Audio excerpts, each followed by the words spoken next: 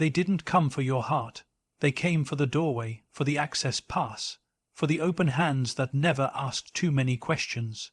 They wore the language of closeness, but none of the commitment. They mirrored your warmth, echoed your dreams, nodded at your pain, but only when it served their purpose, and you, kind as you were, mistook their presence for loyalty. You thought you were building something real. But they weren't here to stay, they were only here to take. Not love, not bond, not see you. Just enter, collect and disappear. The illusion of closeness, they made it look like connection, didn't they? The calls, the late night conversations, the little check-ins, the laughter, it all looked real. But if you slow it down, rewind the footage, play back the words without the music, you'll see it clearly. They never asked about the corners of your mind where your real battles lived. They never lingered when the smile faded. They wanted your company, yes, but only when it was comfortable, when it was convenient. When you were shining, they didn't want to meet your shadows. They didn't want to sit with the silence of your sorrow, or witness the questions behind your eyes. They wanted your laughter, not your truth. Your strength, not your vulnerability. They didn't want to know you, they wanted to use you as a mirror to reflect their own importance, a mirror to reflect their image of being needed. And you, honest as you were, you gave it.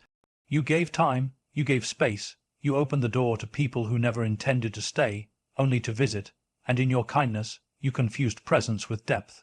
You mistook busy energy for care. You thought just because they were always around, they were with you. But there's a difference between someone standing next to you and someone standing for you. A difference between someone listening and someone hearing. And now, looking back, you realize you were always the one doing the reaching.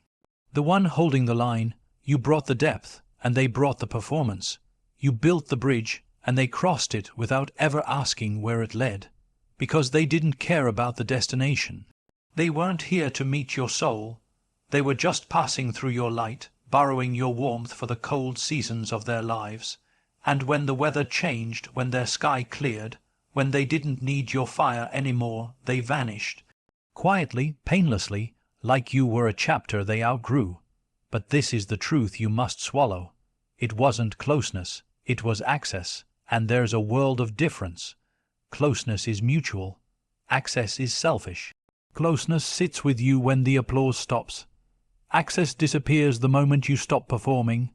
Closeness asks questions. Access expects answers. Closeness connects to who you are. Access connects to what you can give. And you gave, because that's what your heart does.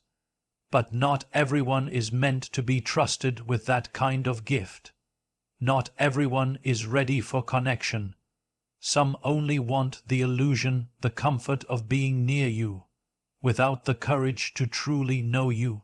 And now you see it, not with anger, not even with regret, but with clarity, because the greatest freedom begins when you stop confusing availability with intimacy, and start guarding your heart like the sacred place it is. You were the bridge, not the destination. They approached you like wanderers seeking shelter, eyes tired, voices gentle, needing someone needing you. And in your heart, you believed they had finally found their resting place. You opened yourself not as a stopover, but as a sanctuary. You offered your thoughts, your silence, your listening, your presence, not just your time, your being. You became a space they could breathe in, cry in, exist in. You thought you were the destination, the one they were looking for, but you were never that in their eyes. You were the bridge, not the home, a crossing point, a means to something else, and you didn't realize it, not then, because they smiled like they had arrived. They leaned on you like you were the final answer, but the truth, you were just the safest route between where they were and where they really wanted to be. And once they got close enough to the next thing, a new relationship, a different opportunity, a sense of control, they didn't look back. They walked across you and kept walking. That's the silent pain. No one prepares you for being used by someone who looked like they valued you. Not in malice, not with cruelty, but with subtle detachment. You were giving them everything: care, effort, presence, and they were calculating how much further they needed you before letting go. You were standing still, holding space. They were already halfway across, and when they reached the other side, they never said goodbye. Why would they? You don't say goodbye to a hallway. You don't thank the bridge, you just cross it. And still, even now, a part of you wonders, was it all a lie? Did none of it mean anything? But here's the bitter truth dressed in clarity. To them, maybe it wasn't a lie, maybe it just wasn't sacred. You meant something, yes, but not the same way they meant something to you. They didn't connect with your soul. They connected with your stability. They needed your strength, your safety, your softness, not because they saw you as the place to stay, but because you were easy to lean on while they figured out their next step. And yet you blamed yourself, you questioned your worth, you thought, maybe if I had done more, been more, given more, they would have stayed. But that's the lie pain whispers. The truth is this: they never came to stay. And that is not your failure, that is their nature. You were never too little. You were more than enough. In fact, you were too much for someone who only ever wanted just enough to get by. Now you see it. Now you understand. You are not a bridge. You are a destination. A soul that deserves presence, not passage. The next time someone shows up looking lost, you'll remember not everyone who knocks is meant to be let in. Some are just passing storms. Let them pass, and save your peace for those who bring peace, not just need it. Emotional bandwidth theft. They didn't knock, they drifted in, slowly, softly, like a friend, like a confidant, like someone who genuinely cared. They spoke gently, they listened intently, but only to what mattered to them, only when the topic served their story. And you, with your open heart, your empathy tuned to the pain of others, didn't notice it right away. You were too focused on showing up, on being present, on being the calm in someone else's storm. You thought you were building mutual understanding, but what you were really doing was hosting a one-sided performance. A subtle robbery masked as relationship. They didn't want your emotions. They wanted your capacity to carry theirs, your bandwidth, your ability to absorb what they could not hold themselves. You were the silent container, the one who always understood, always responded, always adjusted. But when the conversation turned to you, when your voice trembled, or your joy spilled over, or your pain surfaced, they fell silent. Their eyes wandered, the subject changed, or worse, they made your moment about them. That's how it always worked. You were the listener, the anchor, the fixer, but not because they earned it, because they expected it. And in time you began shrinking, not loudly, not dramatically, but slowly. You became careful with your joy, cautious with your sorrow. You stopped speaking freely because deep down you sensed the imbalance. You felt it, the subtle tightening in your chest, every time they talked for hours, and never asked how you were. The weight of constantly holding space while your own space remained untouched. You were not in a relationship. You were in an extraction zone. They weren't connecting to your soul, they were feeding off your silence, off your strength, off your ability to make them feel important without ever having to reciprocate. And what hurts most is that it worked. You gave over and over, hoping, waiting, believing that eventually it would balance, that one day they would lean in and ask, "And how are you?" But that day never came. Because people who steal your emotional bandwidth are not looking to connect, they're looking to consume. They want your light, not your story, your strength, not your struggle, your applause, not your silence. And if you dare speak of your own needs, suddenly you're too much, too intense, too sensitive. That's when it clicks. They never truly saw you. They only saw what you provided. And the moment you stop providing, they vanish. Or worse, turn cold. So you learn, quietly, firmly, you learn to lock the door, not out of bitterness but protection. You learn that your empathy is sacred, not free-fall. All that your time, your listening, your presence are not public resources. You reclaim your bandwidth, you reclaim your voice, and you remember, the ones who are meant to be in your life won't drain you to feel full. They'll meet you with something real, something shared, something whole. The moment you said no, There's a silence that comes after the word no, and it's not always peaceful.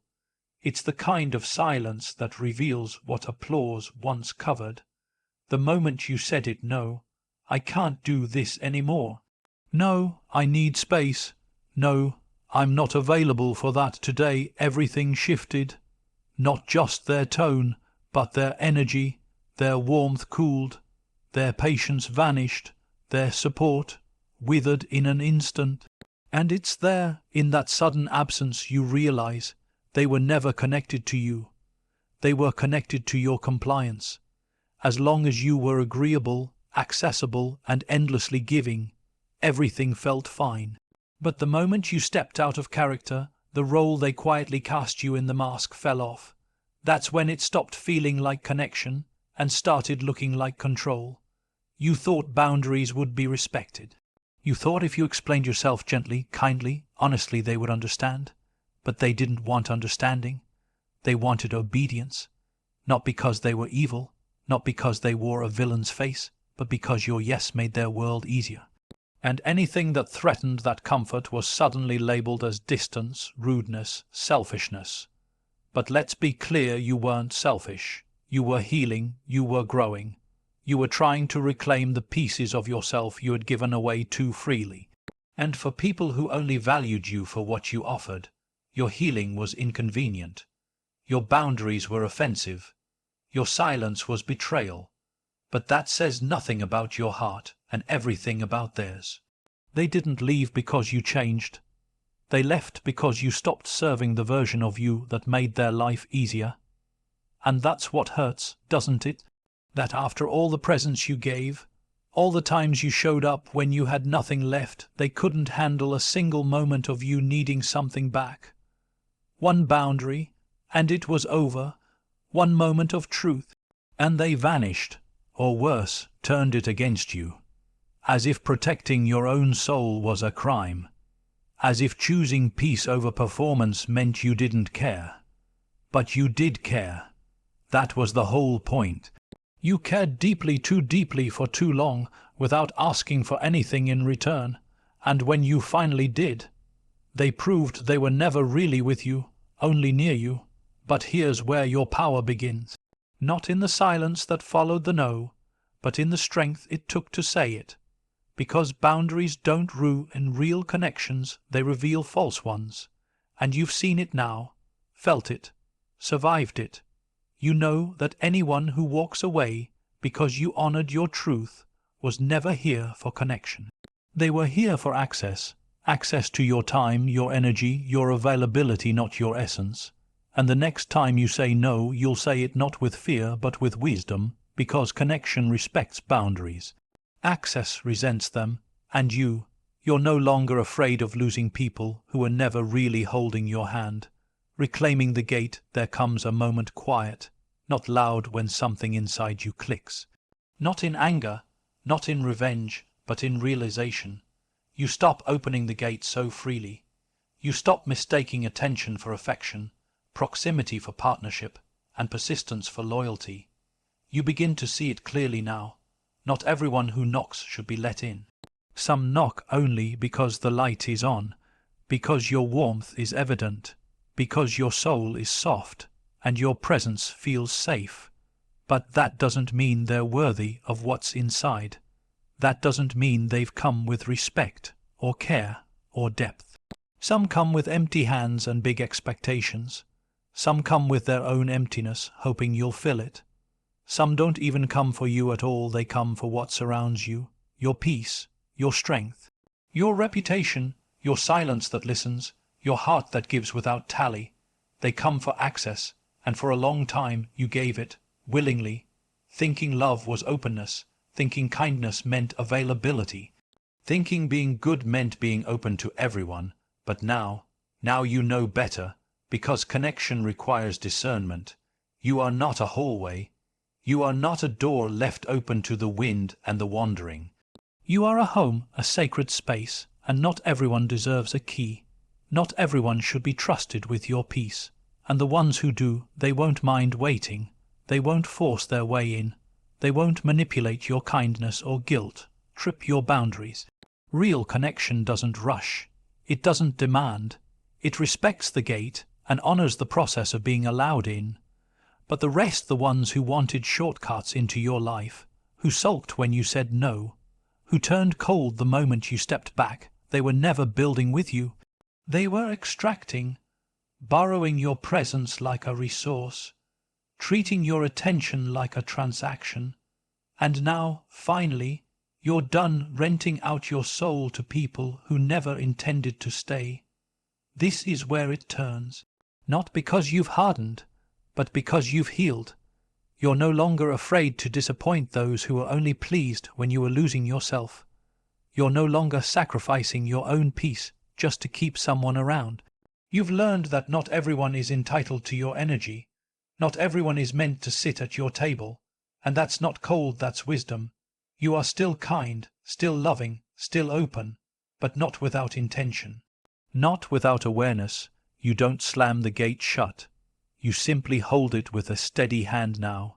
You ask, are you here to take, or are you here to walk beside me? And if the answer is unclear, the door stays closed. Because you no longer live in survival mode. You live in truth. And truth knows this: the right ones won't just want access. They'll want you, fully, honestly, and they'll show up not to enter and take, but to stay and build.